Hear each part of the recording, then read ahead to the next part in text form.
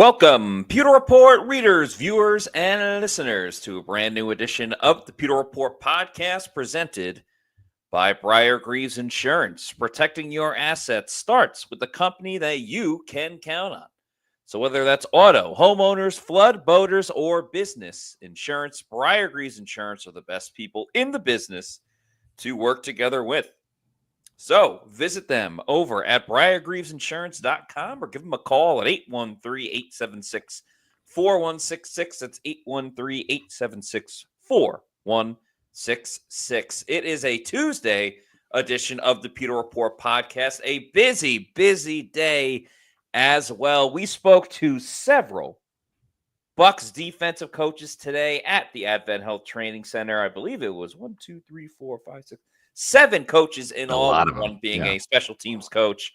A lot of great information from it. We're going to break some down. Got some video clips to play as well as we keep you updated with what's going on with your Tampa Bay Bucs defense specifically this afternoon. I'm your host, Matt Pewter. Joining with me is the face that runs the place at pewterreport.com, SR, Scott Reynolds. Hello, Scott. How we doing? Doing good, Matt. It was a very eventful day today. We got to speak with the Bucs defensive coaches, as you talked about, and I think there wasn't a lot of surprises there because we had on players like Yaya Diaby and Zion McCollum this offseason. So we kind of got a little bit ahead of the news here. But I think one of the interesting things is the secondary is meeting together, right? That's something that was talked about today. Todd Bowles kind of said that for the miscommunication to stop, they have to communicate more together, not just safety to safety, but safety to cornerback as well. And that's something that we heard several coaches, from George Edwards, who's now the pass game coordinator, to Kevin Ross, to Nick Rapone, speak about. Rapone was a little, I guess, kind of frosty about the idea. He said, slightly. He said, hey, listen, we won a Super Bowl, doing it, separately. That's the case, but this is not the same secondary that won the Super Bowl, and nor is it the same defense. A lot of players have come and gone since 2020 on the defensive side of the ball. So anything this team can do to get more interceptions, not have any bust coverages, and play together better and increase the rankings in their pass defense. Listen, I'm all for new ideas and kind of like what has been working for Todd Bowles all of a sudden hasn't been working.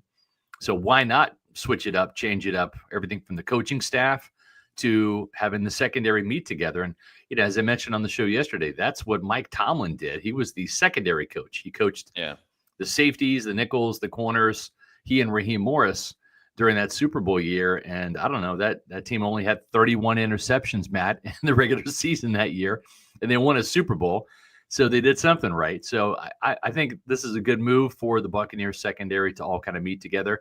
And, George Edwards is kind of that walk-around coach. He gets to kind of go from meeting to meeting, linebackers, cornerbacks, nickels, safeties, all of the defensive backs together. And we'll see if George Edwards, having an extra set of eyes in those different rooms, and when they all come together, can help out. Yeah, George Edwards in his new role as the defensive passing game coordinator, he's kind of captain communication. He spoke about that a ton today, and George Edwards seemed very in favor of the corners and the safeties all meeting up together, because what a corner might be seeing on a specific play, the safety is seeing something completely different, or because they see something completely different, may end up on a different side of the field, or even a couple of steps forward or backwards, could be a detriment based on, what the offense is running on a particular play. So George Edwards seemed all in for it, or at least that's what he was saying to us. But as you mentioned, Nick Rapone was kind of like, he wasn't outwardly against it, but just being like, well, like, I don't see any issue with it. We did it this way when we won the Super Bowl, so why change it? Kevin Ross was kind of in the middle as well. He didn't totally. Kevin Ross, the cornerbacks coach, let me clarify. He was he didn't understand the question at first, and then he didn't seem to be in love with it either. And that's kind of what we talked about. And I know George Edwards is older too, but with Kevin Ross and Nick Rapone being older coaches, I know, always acceptive of new coaching ideas and different practices. And I understand the one side of, well, we've done it this way before and it's been fine. We won a Super Bowl with it. yeah, But as great as that Super Bowl was, and many of us will never forget it, that was over 5 years ago now at this point. Like, right, if they were continuing to have the same success and the high number of turnovers and the lack of breakdowns, then sure, maybe you keep it going. But yeah, the last 2 years, and specifically last season, I think has dictated that adjustments need to be made. Now, thankfully, Todd Bowles sees that and is willing to open up this new operation of everybody meeting together, corners and safeties. right. And I think that will lead to less breakdowns this season. And if that's the case, well, then you should make those adjustments and you should change things around. So I don't know. It's a little overall. It was a very positive experience talking to the coaches and even Kevin Ross and Nick Rapone specifically. But that one situation I felt was a little disappointing in terms of being so against something that is just overall supposed to help the team. Yeah, I mean, there is that old saying, right? That you can't teach an old dog new tricks.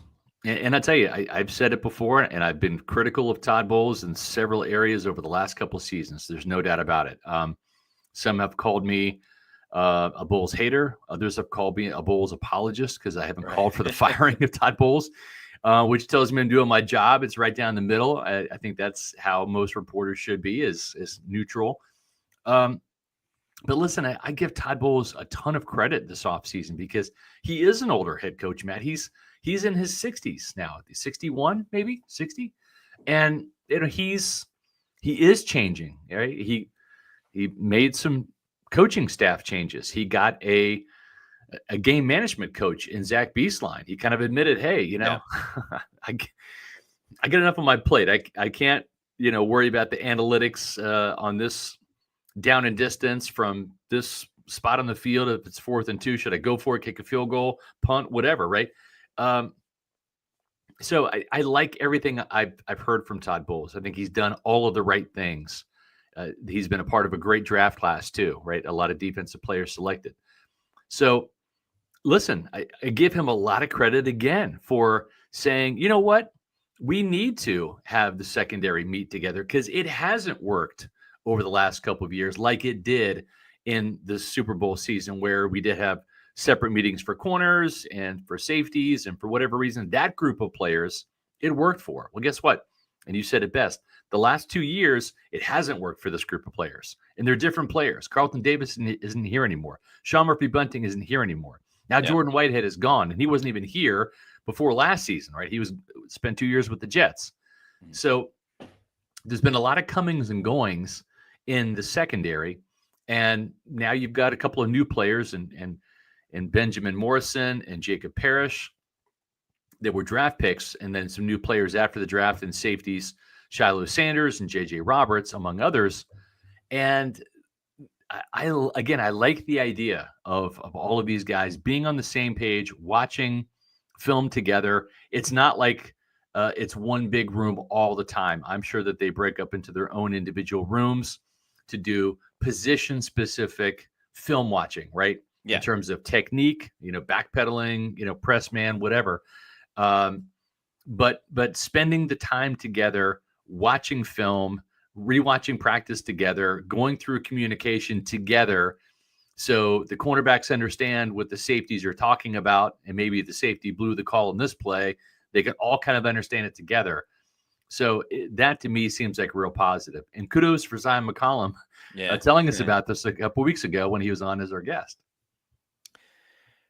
It just like, how many times last year did we see a big play be allowed, or a person wide open in the end zone for a touchdown, and you see the corner and safety looking at each other, right? And they're not like pointing at each other like this is your fault, but it was more of like, I thought he was doing this, or like you said he was doing that, and they were pointing again, not like furiously, but kind of pointing, trying to prove their point of action on that play. And when you just have that type of mistake over and over and over again, you don't even need to meet every single day, but a couple of times a week, whatever the case may be. And a lot of the coaches were quick to point out as well, like, we are still in such the early stages of like install and what we're going to see on defense. Like it is going to be a natural process, but by the start of the regular season, maybe it doesn't have to be Monday through Saturday, but damn, I mean, get it a couple of times per week. I don't think like there shouldn't be this territorial type of thing. Like, well, that's only the corner's job, or that's only the safety's job, or whatever the case may be. And to your point about the guys that aren't here, the only two guys that have really been here have been Jamal Dean and Antoine Winfield Jr. That's Winfield missed a lot of games last year. Jamal Dean has missed a good amount of games in his career. So it's a completely different recipe now because it's all different players. And there's no shame in being like, okay, well, it worked 5 years ago, but this new group 2 years later, it's not exactly the same. That's fine. It's adjusting. It's growth. It's it's like an offense. If you kept running a play up the middle and they stopped it every single time, you're not going to be like, well, we ran it up the middle 2 years ago and it worked great, so we're just going to keep doing it. No, you read and you react. And I think right now the Bucs in self-assessment, the coaches, or at least some coaches in self-assessment, they've read it and now they are finally reacting. I agree. Just to this point here from Pewter 941, you just have to make plays, do your job, and don't get beat. Communication is an excuse. That's not necessarily the case. And I appreciate your comment, but just to kind of clarify, I know that, and we'll say here, this is what Bucs fan has to say. I'm sure there is some truth to miscommunication, but in my opinion, that is largely coach speak for not throwing players under the bus.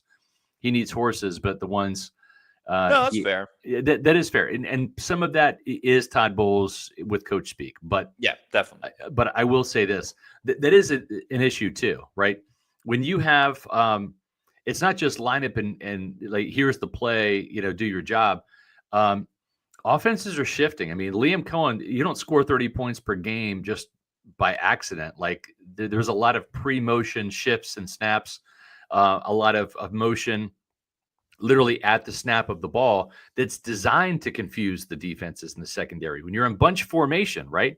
And all of a sudden that bunch formation, one guy goes underneath the alignment, right? There has to be communication right there, literally at the snap of the ball. You get this guy, I'm getting this guy, right? Or maybe you get a late call from the safety. They see a particular motion or shift. Now all of a sudden you're going to go from playing zone rather than man. So those are the types of communication things that the coaches are talking about, and those are legitimate. And you have to be able to make those calls correctly and make sure that you don't have four guys in the secondary doing one thing and the one guy doesn't get the call and he's doing something completely different.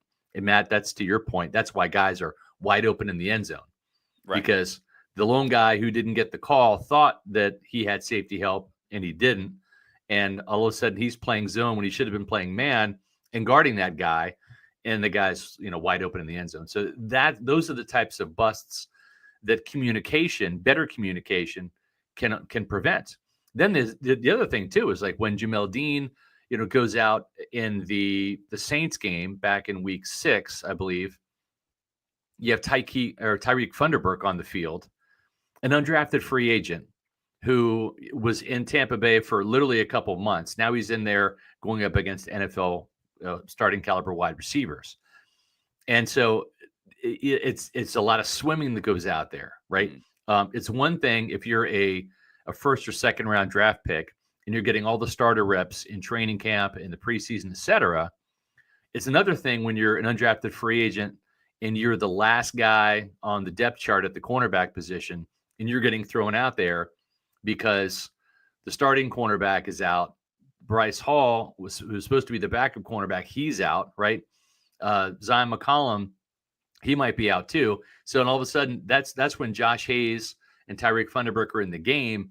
They just don't have the experience of working with those calls. Or maybe the safeties that are making the calls aren't in there either. How many games did Jordan Whitehead and Antoine Winfield Jr. miss that Mike Edwards had to come in and fill in, or Kayvon Merriweather? So the more communication this group can do earlier, the better. Do it now, do it in training camp, do it in the preseason, continue during the season. I think it's nothing but a good thing.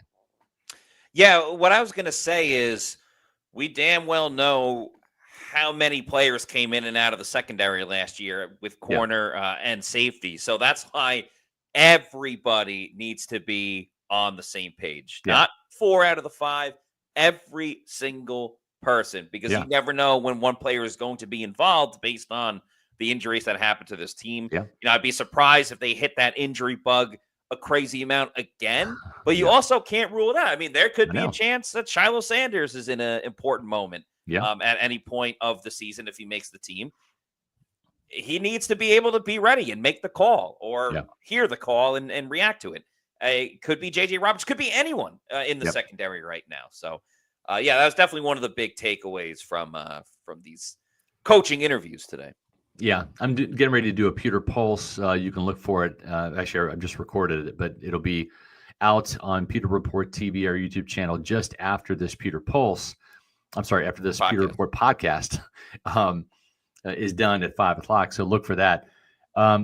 But David Walker, I mean, Larry Foote was overjoyed with the fact that they drafted David Walker. I think the Bucs put out some video after the draft where Larry Foote goes up and hugs David Walker. I'm sorry, Jason Foote after the drafting of David Walker, and he says, Jason Licht, I'm sorry, Jason Licht. Yes, that's how you win Super Bowls. And he was super excited to get David Walker in the building, and what a loaded room he's got now with a lot of young guys that have some potential and some promise, and also some really good traits. Then he has a guy like Hassan Reicu who's been there and done that to help kind of lead this room. So it was good to hear from Larry Foote today talking about those particular new additions that he has on this field. And I think with Walker, he's going to really turn some heads in training camp. I really believe he's going to be the guy that gets a lot of buzz in training camp, because we saw it firsthand, Matt, with the Bucs rookie minicamp. Mm-hmm. The get off is there, the twitch is there, the explosion is there. He's relentless, and he's got the right guy coaching him, Larry Foote. That's for sure.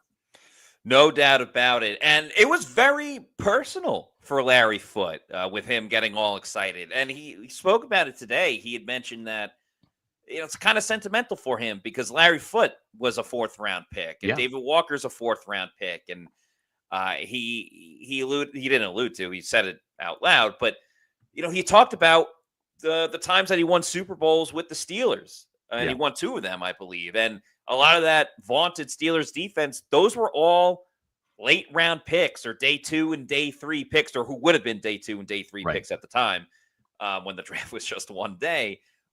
So that's like a special thing to him, to try to help mold and create a great player with David Walker specifically. And he said he's excited. It's going to be a lot of fun. And I think this is great for Bucs fans. It's great for the team, because we saw the success that Larry Foote had as an outside linebackers coach when he was starting in 2019 up until, I believe, 2021, 2022, with the success of Shaq Barrett, and a completely different situation.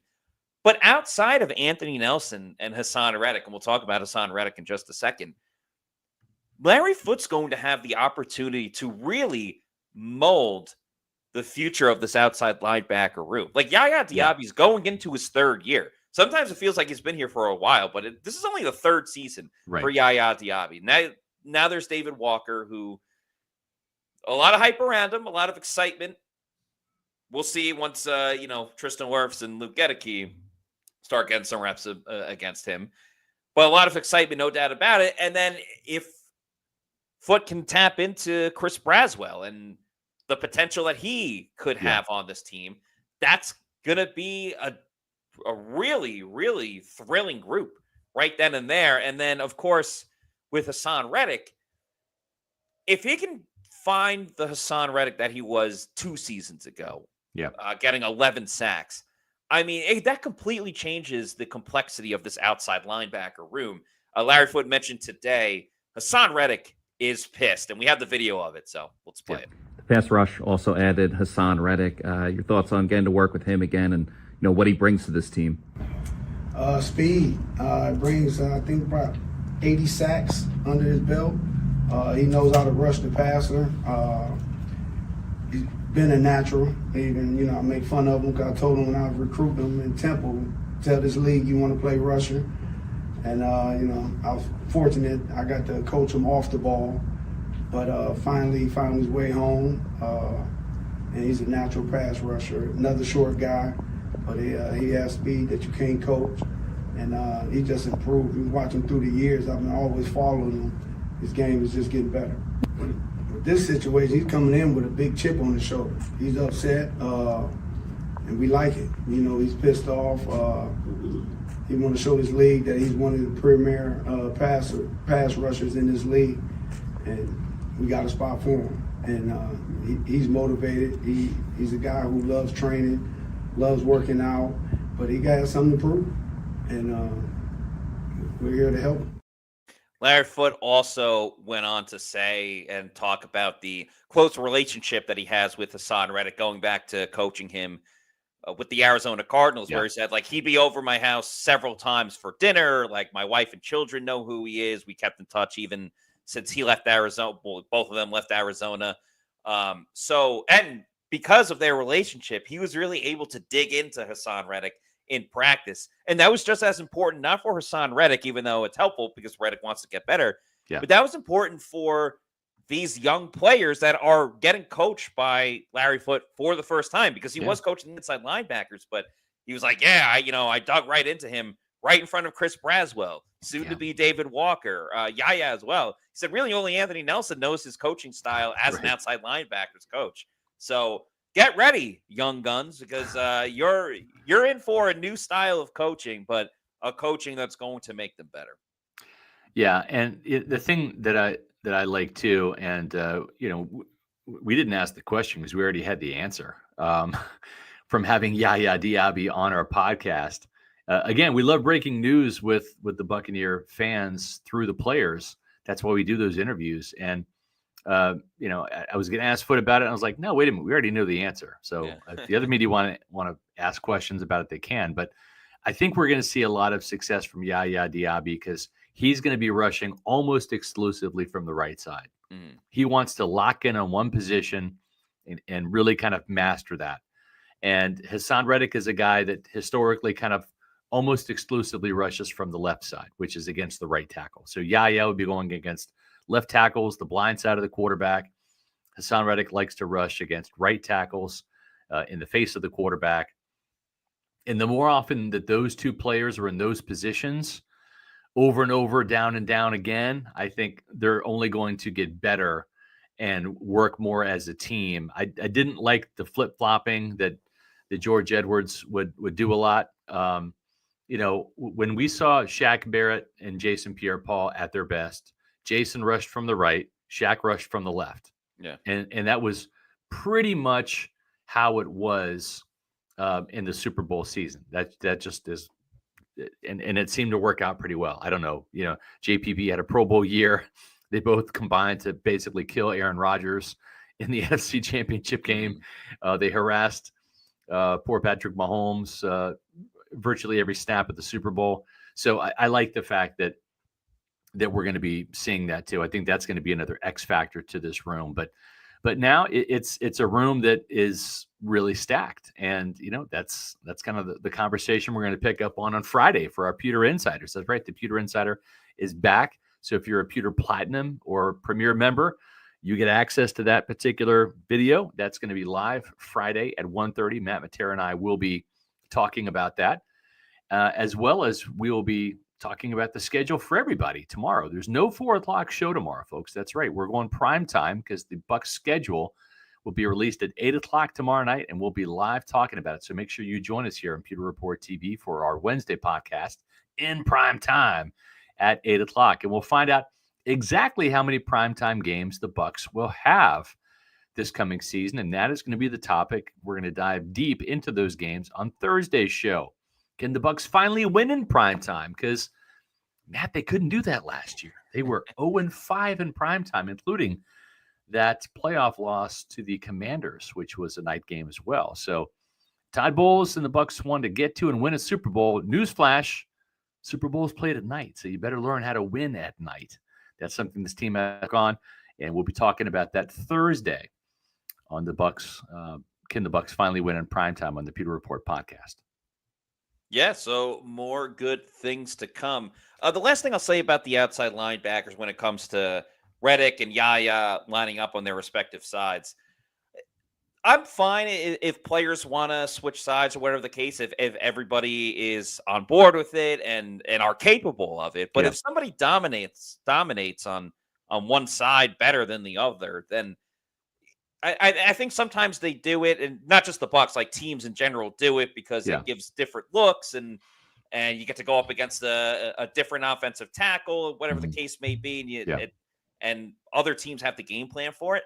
But the Bucs do enough, like what we talked about with Zion, with the secondary disguising coverages more, or lining up Vita in different places, or Levante, wherever the case may be, that sometimes all of the chaos, you don't need it from every single position. You can kind of just keep the outside linebackers stationed in one spot, everybody else move around. So if that's going to get the best production out of a group that needs help off of the edge, then by all means, go for it. Yeah, exactly. Brian S. here has a point. Even if Shiloh makes the practice squad, I'd be shocked. 1 interception since the Obama administration.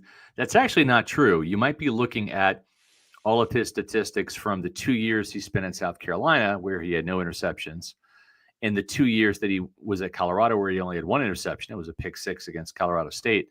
But he did have 4 interceptions at Jackson State. So remember, he left South Carolina to join his father, Deion Sanders, who became the head coach at Jackson State, and his brother, Shedeur Sanders, who was the quarterback at Jackson State. So in 2 seasons, he did have 4 interceptions there. So just wanted to point that out. I think one of the more interesting interviews we had was with Charlie Strong, who came out. I mean, this is a guy that's been a head coach at multiple stops, right? USF, Texas. He's been a defensive coordinator a bunch of places.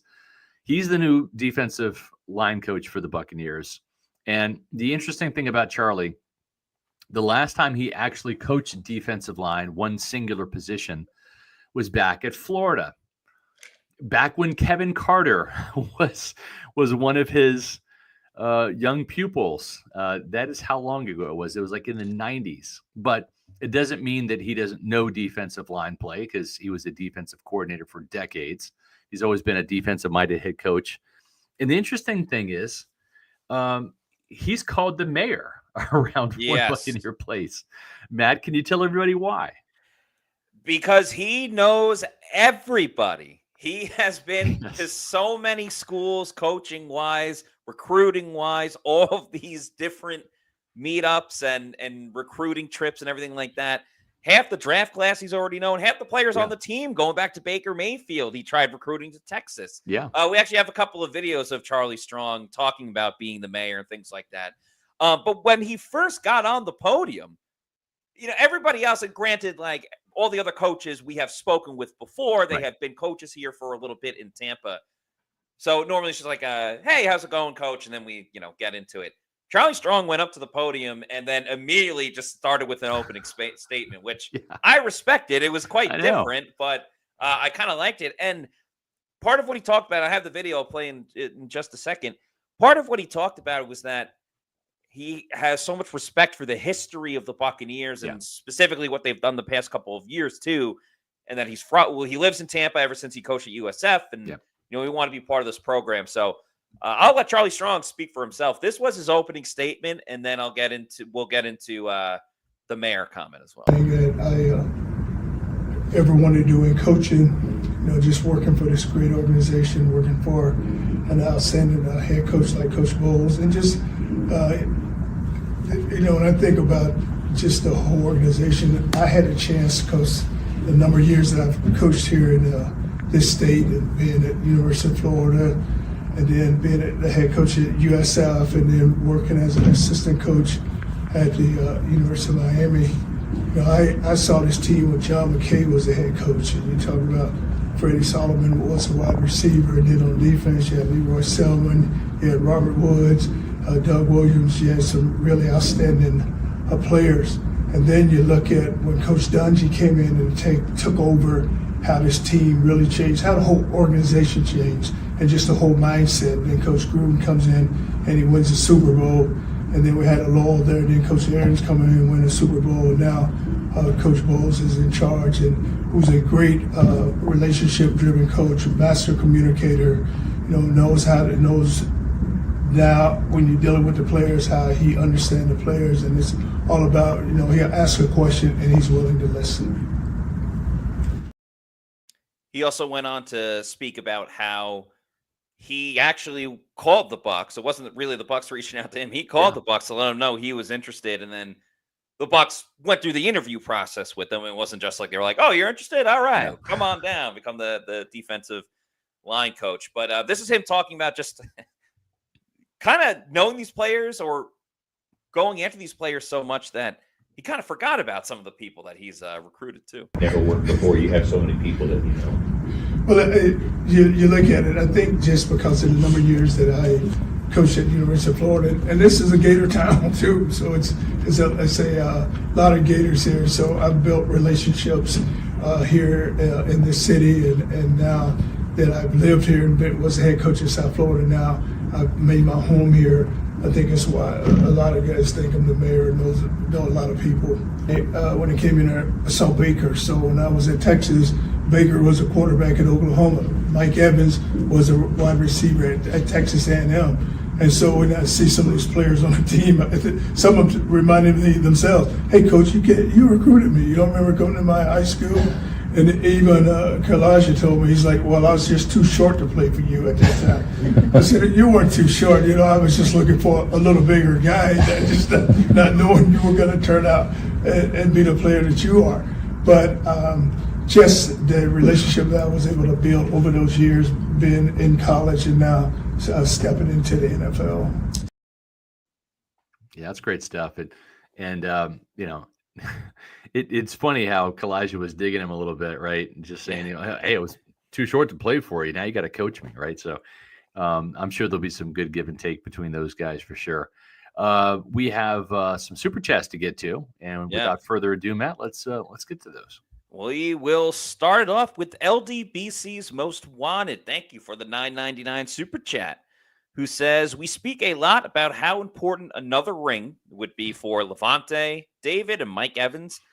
But how big would it be for Jason Licht, the Bucs general manager? I'm confident he'll be in the Ring of Honor, but is 2 rings enough for the Hall of Fame?"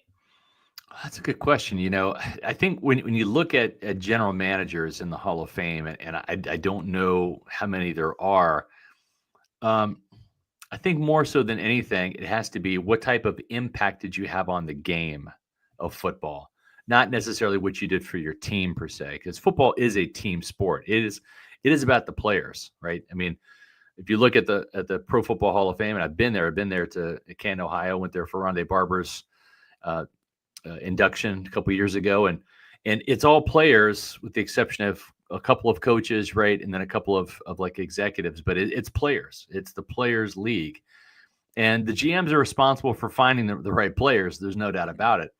I think Jason Licht is going to be a shoo-in for the Bucs Ring of Honor. I mean, he's done some amazing things. If you look at the best free agents, I mean, it starts with Tom Brady, right? I mean, when Tom Brady, who's the best quarterback of all time, has one shot at free agency and he picks your team because you helped build the roster, that says something. And then the fact that you won a Super Bowl and you have drafted Hall of Famers and re-signed Hall of Famers and all of that. I think he's a shoo-in for the Bucs Ring of Honor.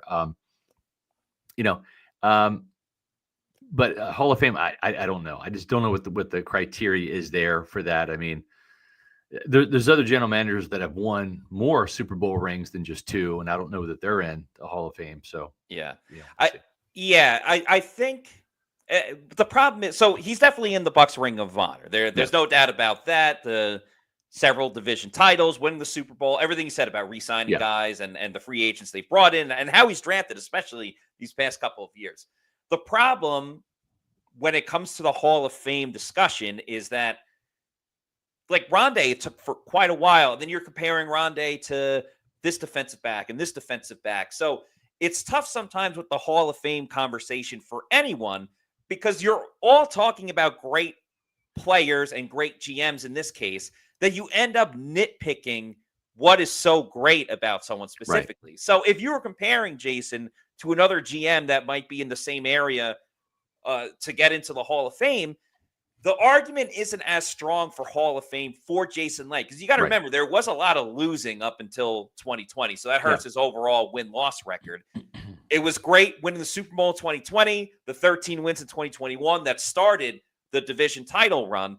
But then if you really look into the division titles that were won, it was big time being a benefit of a bad NFC South. And the Bucs have still benefited from that a good amount. They still did their part, but they did their part. But are we spearheading an 8-9 division title or a 9-8 division title? Yeah. I don't know if that's Hall of Fame worthy just yet. What I would love for the Bucs for this year's team, because they started it last year winning 10 games, is, let's just face it, teams, media around the NFL, they don't respect the NFC South. That's right. Like, they respect the Bucs, but they don't respect the NFC South, and they don't respect the Bucs of being a legitimate threat.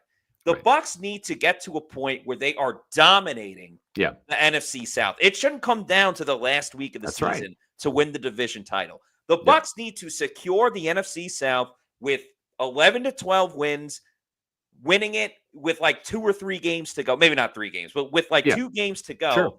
Because, like, let's remember, when Tom Brady was on the Patriots, the AFC East sucked. But the Patriots were still dominating the division and going to the AFC Championship game every year, if not the Super Bowl. 12 and 13 win seasons. So the Bucs need to do that so they can cakewalk the NFC South and then get into that conversation of NFC Championship title contender. That will help Jason Licht overall, but it will help build the respect of the Bucs and maybe the NFC South, but in particular, the Bucs. Yeah, no, I'm with you on that. I totally agree. Mike Wells with a $10 super chat. Thank you very much. Says, awesome show, guys. You really pumped for all the OTAs shows coming up. Real curious to see how you guys feel Josh Grizzard has been doing in these first few days. I think it's difficult, right? Because Grizz works closely with the quarterbacks, and the 2 quarterbacks he was working with over the weekend were tryout guys. Neither one of them got signed. So, but what I did like is, he's spending time kind of with the offensive line, because that is the heartbeat of not just the team itself, but specifically the offense. And so, he's close with Kevin Carberry. The offensive line is going to protect his quarterback, right? The offensive line is going to open up that running game that's going to give this offense the balance that it needs. So very much like Liam Cohen came in and invested time in the run game and the offensive line, even though there's no contact, even though there's no pads in the offseason, it seems almost counterintuitive. It almost seems like, well, we'll work on the running game when we get the pads on in training camp, right? And we'll use the offseason to do flag football, because it's really what it is. We'll just work on our passing game. And I think that's what most offensive coordinators have done in the past. Cohen came in, did the exact opposite, and it paid dividends, because by the time training camp rolled around, the offensive line had their timing down, they had the steps down, they had the mentality down.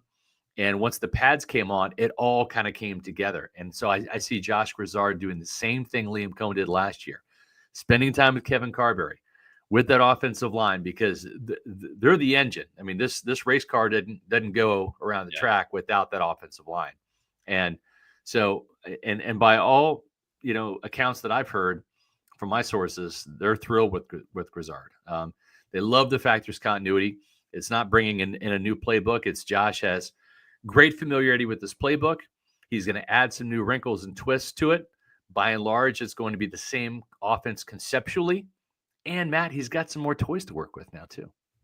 That he does with the Mecca Buka, maybe even Tess Johnson. We'll see how that works. It was cool.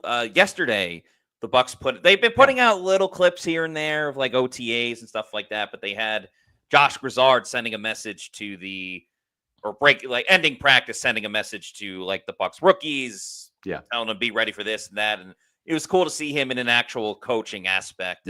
For sure. And, delivering messages to guys and things like that. And now that finally the veterans are here and the full-time offense will be here, I think it's still a little bit early to be like, oh, he's been doing great or whatever the case may be. But I'm optimistic for what he'll be able to do.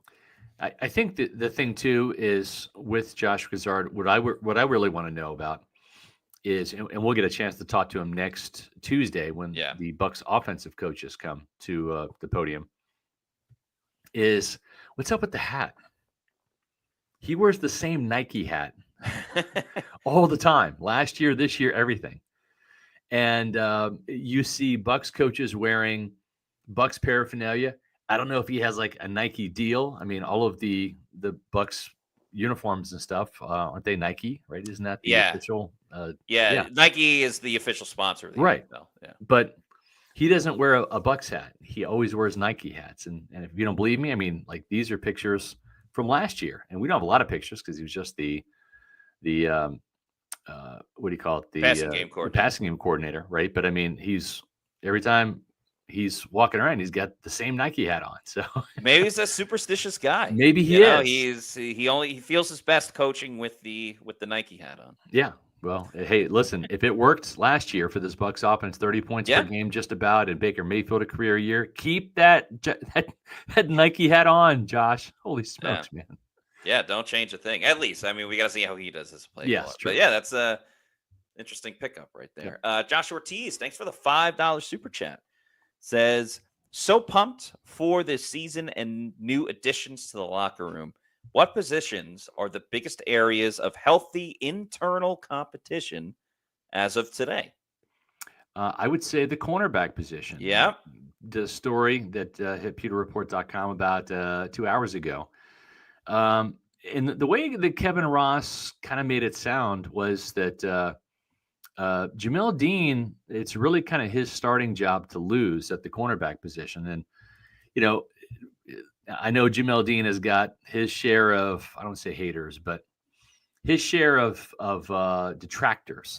Let's use that term. Because of things like dropped interceptions and getting injured at very inopportune times, like the last 2 playoff losses at Detroit and then against Washington last year. But when he's on the field, he covers exceptionally well. It's just the times where he's not out there, that's where you kind of like, come on, Jamel, right? Because his replacements have not always been up to the task. So asking Jamal Dean to do 2 things that he historically hasn't done. Number 1, stay healthy. And number 2, catch the ball. That's a tall order. But Kevin Ross said, if Jamal Dean can just catch the ball, then guess what? We wouldn't be having this conversation about the other cornerbacks. And they might not have drafted a couple of cornerbacks. But because Jamal Dean hasn't always caught the ball and hasn't stayed healthy, here we are. And he's going to be getting some competition from Benjamin Morrison and perhaps Jacob Parrish too. Maybe Jacob Parrish is also in the mix, and he's cross-training between nickel and outside corner. Whereas, according to Kevin Ross, he said Benjamin Morrison will just be an outside corner. So we'll see what happens. But Jamal Dean's got a lot of experience, and I just wonder, unless Jacob Parrish or Benjamin Morrison come in and just blow the doors off the barn, Matt, and just take the job from him early in training camp or the preseason, it might just be a thing where they just let Jamal Dean start and play and hopefully play well. And then when the inevitable happens, when he gets hurt, and you put Morrison in, and maybe he doesn't get his job back if Morrison continues to play well. Right. It would need to be a sensational training camp for a rookie to have if Benjamin Morrison or Jacob Parrish took the starting job, especially with Morrison, not even participating in teams drills just yet, even though he at least is participating in some capacity. We weren't even really expecting that from him. But Kevin Ross did speak about the whole Jamal Dean situation today. So let's play that video. You expect him to contribute. Do you call Jamal Dean that night or the next morning or sign him? Jamal Dean he's going to be okay. I was in that situation in Kansas City. We drafted the first round corner, Dale Carter, brung in James Hasty from the Jets. That's the nature of this business. You know, when you're trying to upgrade, you're trying to keep your team up, ready for the for the season and everything. So he'll be ready. Everybody will be ready. It's good for the backfield. For Jamel, is it just kind of a matter of staying healthy and on the field? Is that the biggest issue with the him? number one thing. Availability is the number one thing. He's got to, I hope he's healthy the whole year. But unfortunately, he hasn't been. We haven't played with the same secondary. God knows when here, so it's good to have these other guys come in and contribute. We're competing for that starting job. If Jamal Dean if he catches the balls that he dropped, we wouldn't even be talking about this. He's got to catch the ball, he's got to stay healthy, and he'll be fine.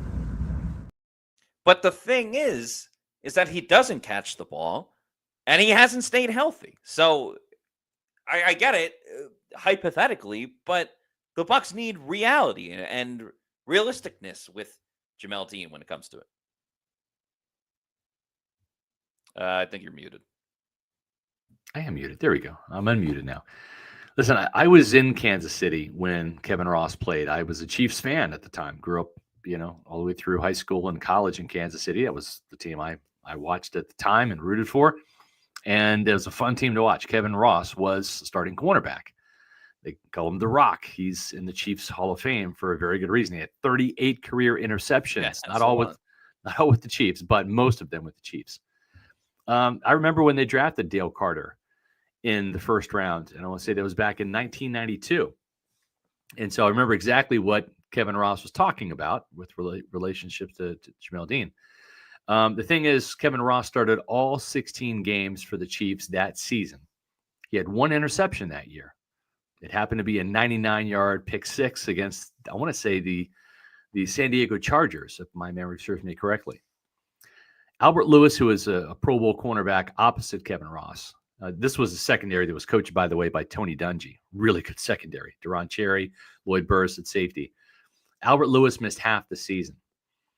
And Dale Carter came as a first-round pick and started the other half of the season in place of Albert Lewis. Well, he had 7 interceptions in like 8 games, 7 picks.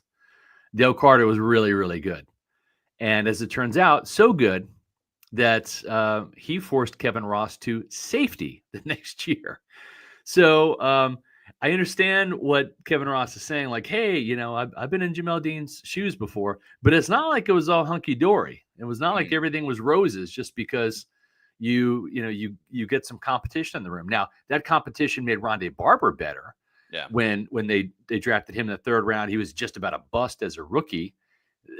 He was so bad as a rookie that they drafted Brian Kelly in the 2nd round the next year out of USC to throw him into the mix to compete with Barber. Ultimately, those guys ended up starting opposite each other. But we'll see. We'll see how quickly Benjamin Morrison asserts himself into the lineup. And listen, this is Jamal Dean's job to lose. Right now, he has the experience. He's the starter. If he doesn't stay healthy, it's going to cost him his job at some point, whether it's this year or next year. If he doesn't start making interceptions, it's going to cost him his job. So to Kevin Ross's point, he has a point. If Jamal Dean shocks us all, does the unthinkable, manages to stay healthy, actually gets a couple of interceptions that otherwise he drops, like we said before, Matt, I think we might have even said it on draft day on our live draft show. Benjamin Morrison's either going to push Jamal Dean towards greatness or push him to the bench. Either way, it helps the Buccaneers. And Jamal Dean will be able to control his own destiny. That's right. Depends which way it goes. Yep. Mike Wells, thanks for another super chat. This one of $5 says, real curious, guys, do you think with Emeka Egbuka in the mix, do you think we will see more rotation with the top 4 wide receivers to give Mike Evans and Chris Godwin a break? Yeah, I mean, that's something Matt and I have talked about a lot, and I think we both share a brain on this. We hope that's the case. Matt does our snap counts every week on pewterreport.com on Mondays, and he knows the snap counts and how many reps those guys get better than I do, better than anybody on our staff. And that is something that you would like to see. I mean, they're getting to the point where Chris Godwin's 29. Mike Evans will be 32 in training camp. The older you get, the more injured you get. I know that better than anybody. I'm 53. Okay. It's like I wake up, in the morning some nights, and I've got a very comfortable bed, very comfortable pillow. And I'm like, what goblin came in and beat the crap out of me in my sleep? Like, why am I hurting? Like, what did I do yesterday? I didn't do anything, but yet I have an ache or pain. So that's just listen, Mike Evans is going to have more hamstrings rather than less. That's just an unfortunate way it is. Chris Godwin has had some injuries that really weren't his fault. He got his knee taken out. He got his ankle broken, But I listen, the longer these guys can play healthy, and that might mean reducing their snap count each game to get them to December and ultimately January healthier, that's going to make a big difference. So, yes, I would expect that to be the case. And I would expect, too, when Chris Godwin comes back, Matt, they're not going to just shove him out there for 60 plays in his very first game, right? Yeah, exactly. So part of this is they have to be comfortable with Emeka Egbuka to give him more playing time. But that's also why Jalen McMillan is around and played an important role, especially when Mike and Chris were injured. They still played Mike and Chris a lot last year. Yeah.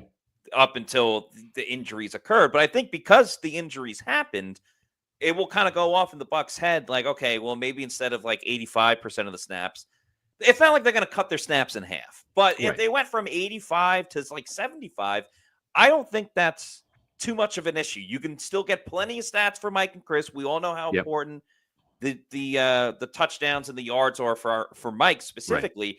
Anytime in the red zone, it's still going to be Mike and Chris. It's just certain times in the game where maybe you can give Egbuka a couple of more snaps and Jalen McMillan too. And it just depends on how successful that they can be. Now, with Godwin coming back from an injury, that's where it's a little bit different as well, because Godwin might not even really be a full go.